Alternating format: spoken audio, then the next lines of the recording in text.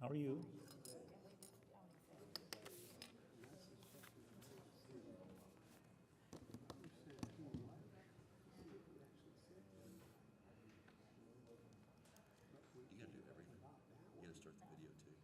I don't know that they have received the one from Craig Ray Road. Clerks do it all. I always thought that.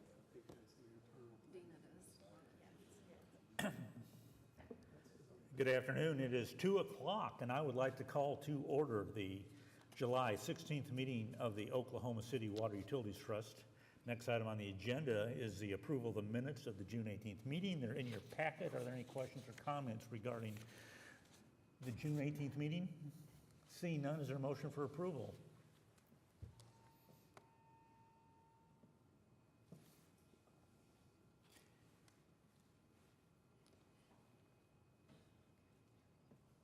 And it passes. Consent docket has 20 items on it, a few pricing agreements, a number of change order, closing out, 4 or 5 different projects on it. 20 items. Any questions or comments regarding the consent docket? Any items you'd like to pull for individual consideration?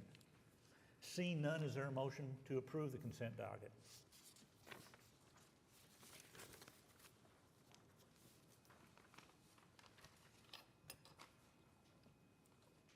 And it passes unanimously. Item 4 is the concurrence docket. There are 2 items on the concurrence docket. Neither one of them involves Aquit funds. Is there a motion to approve the concurrence docket?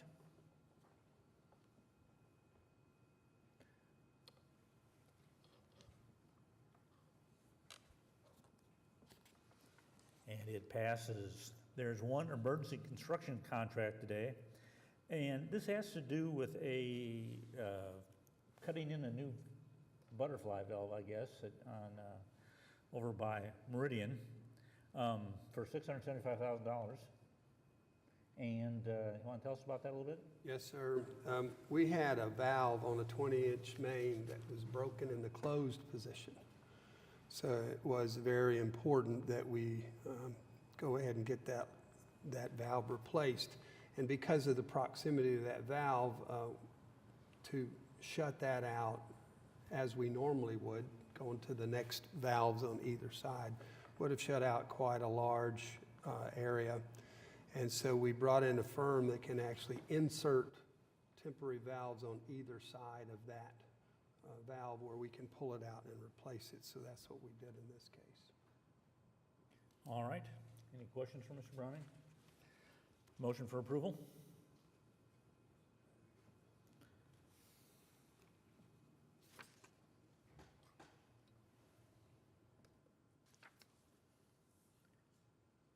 And it passes unanimously. Items for individual consideration. Now, I realize there was no meeting 2 weeks ago, but you've kind of gone overboard because we actually have 7 items today for individual consideration.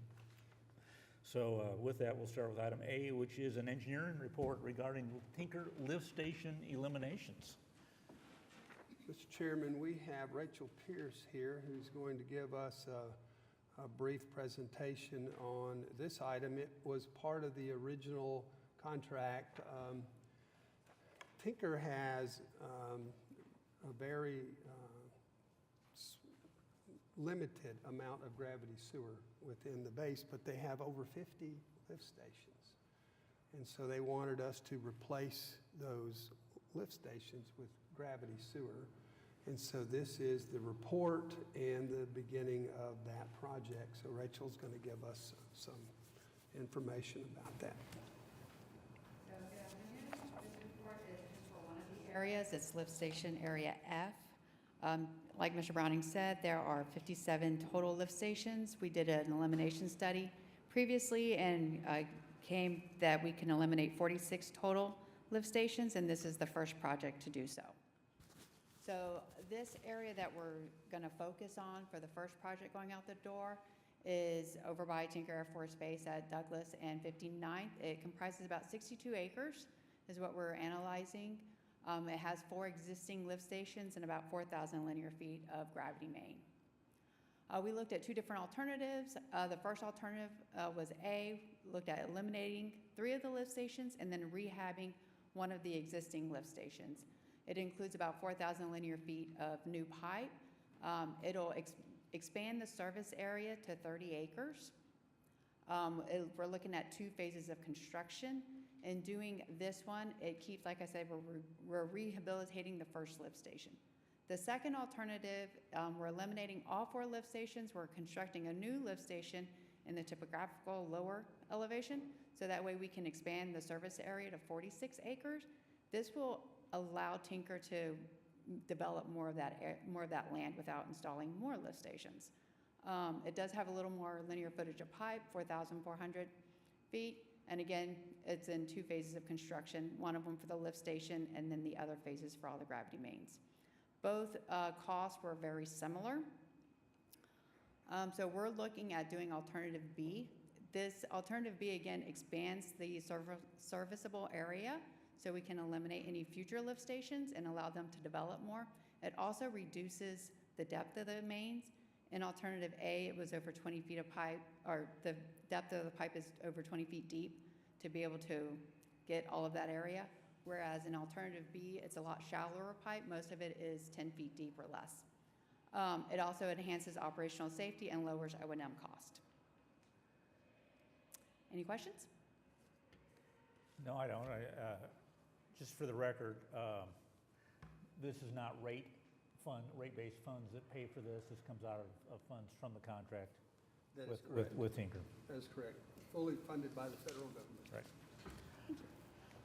With that stipulation, is there a motion to approve the engineering report? Item A.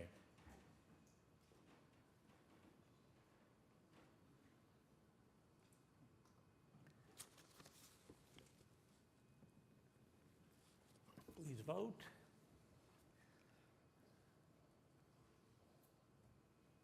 And it passes. Item B is an engineering report on the Draper Water Treatment Plant filter rehabilitation. Mr. Chairman, the filters at Draper are generally at the end of their service life, and so we had an evaluation performed and a report drafted, and Will Huggins is going to present the findings for your consideration. Good afternoon, Chairman, trustees. So I'll give a quick update on where we're at with the filter rehabilitation project and next steps. So just a little background. So in late winter, early spring of 2021, on the heels of Winter Storm Uri, started to see some filter operational concerns on filters 2, 9, 11, and 18, and actually had a catastrophic failure of filter 9, which you can see here, these pictures show a complete upheaval. So we responded with emergency projects to address these 4 filters, and then immediately moved into a complete assessment of the filters themselves to determine a long-term rehabilitation plan. So just a little bit of background. So there's 18 filters at Draper.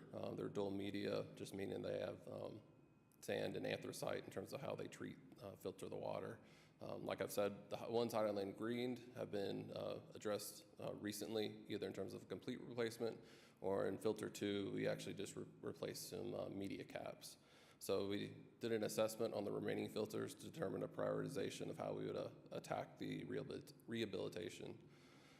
So as part of the project, we did a field investigations, included testing actually media samples, physical investigations of the concrete, of the media, of the under drains. We also did backwash testing just to see how the backwash system was working. Developed a filter condition, basically, and I'll touch on it in the next slide, a filter condition assessment. We've evaluated the backwash system overall, determined if there's any changes on whether it be the flow meter being recalibrated or overall operational parameters adjusted. We also assess the filter effluent and backwash effluent flumes. We've rehabbed those flumes in treatment train 3 underneath the emergency project. We're building in to this project the actual rehabilitation of the other 2 trains. And finally, bring forward recommendations and a phasing plan. So this just kind of provides an overview. It's the full information is in the report.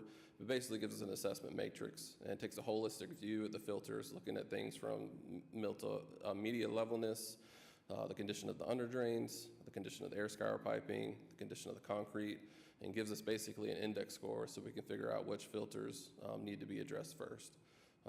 With that, and also gives us kind of a data-driven approach where we're making sound decisions.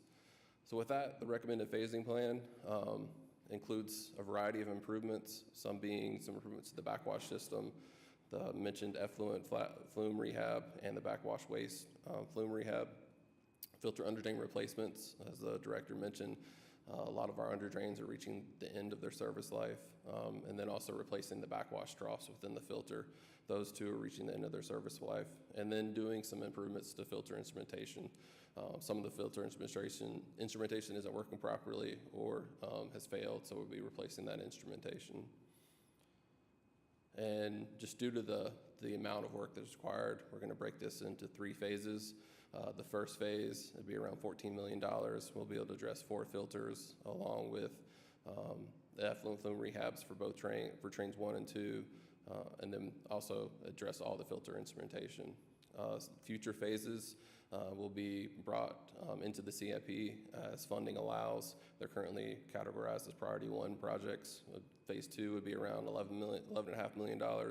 We would take care of 5 filters, and then the remaining filters would be taken care of in phase 3, which would be around $14.2 million.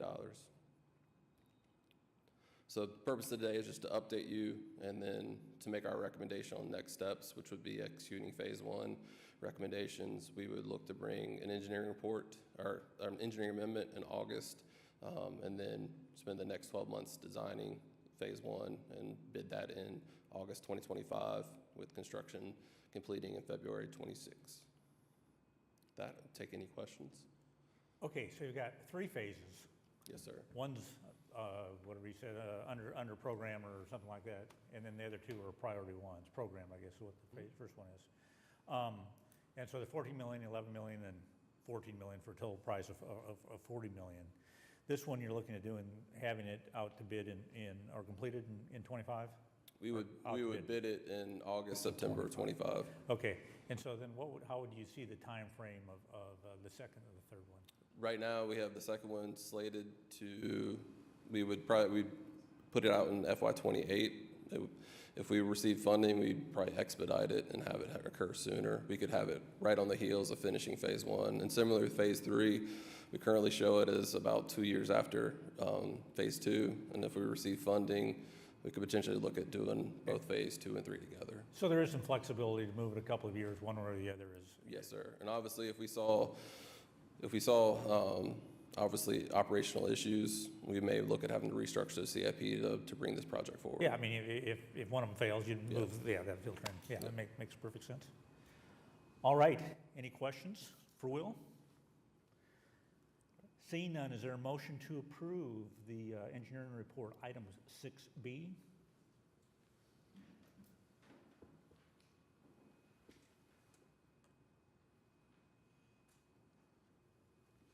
A motion second, and it passes unanimously. Items C and D are 2 separate projects, but related, and they both have to do with the second TOCA pipeline. And I guess, Andrew, are you up on that one? No? Okay. No presentation, Mr. Chairman. Pump Station O is the first of 3 pump stations that will be constructed on the Atoka pipeline. That station is located at Lake Atoka. And then item D is the 6th of 9 segments on the pipeline. So we're coming along very well with that project. All right. Very good. Well, Andrew's a very bright guy, even though he's a Kansas State Wildcat. I'm sure he's very well versed on. I'm sorry? Okay. So is there a motion on, let's go with item 6C, the first of the 2 Atoka projects. Is there a motion?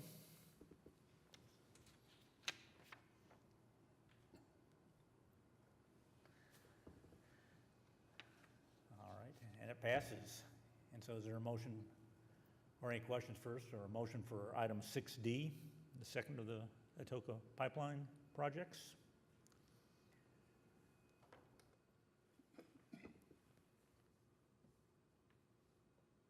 A motion and a second, and it passes. Item E has to do with a bid rejection for a sanitary sewer project around Northwest 23rd to 30th Street from Chartel to Hudson. You want to tell us what happened? Yes, sir, Mr. Chairman. We bid this project and only had one bidder. The bid came in at more than double the engineer's estimate. We spoke with the contracting community, and they indicated that their resources are very limited right now, and they should be able to present much better bids after the first of the year. So we thought we would reject this project and then rebid it after the first of the year. Okay. Very good. So is there a motion to approve item 6E, the rejection of the bids on project SC 10972? Motion is second, please vote.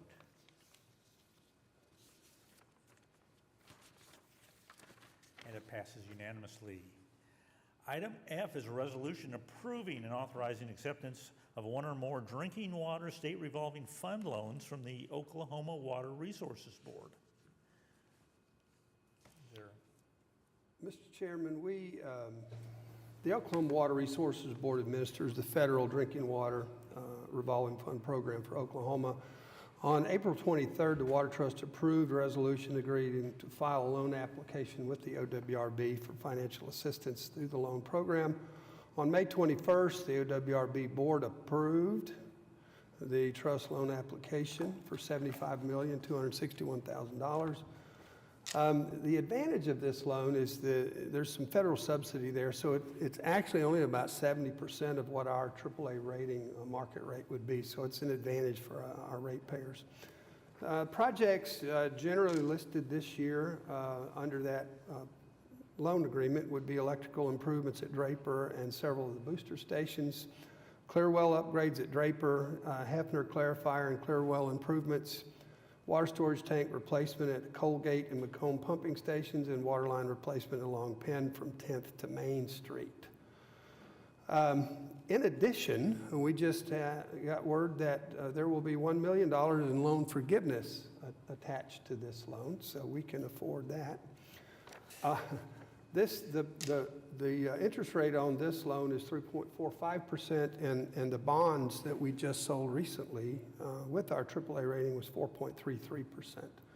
So it's a pretty good deal for us to move forward. This was presented to council at the last meeting 2 weeks ago, and they approved. It takes both council and trust to enter into this agreement. So we would recommend approval of this item. Very good. Are there any questions regarding the state revolving drinking water fund loan? Seeing none, is there a motion for approval?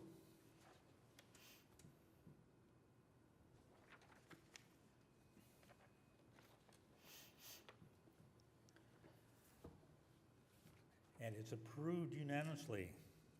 And the last item under items for individual consideration is a resolution recommending a modification to an ordinance relating to the electrical code with the Oklahoma City municipal code. So explain to me why the Water Trust cares what's in the electrical code. Well, the state electrical code requires our electricians, those who work for the city, working on our infrastructure, requires them to have a journeyman electrical license. But the city's code requires them to be a licensed contractor as well. What we would like to do is have the city code change to match state law, where our electricians do not have to be licensed electrical contractors. They just have to have a journeyman electrical license.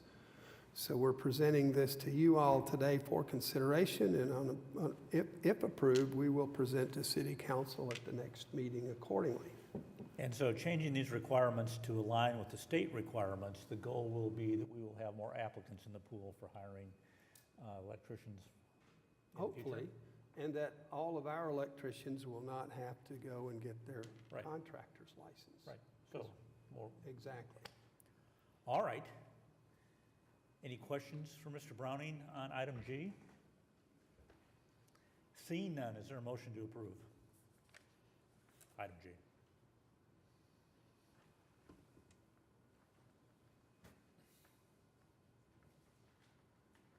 And it passes.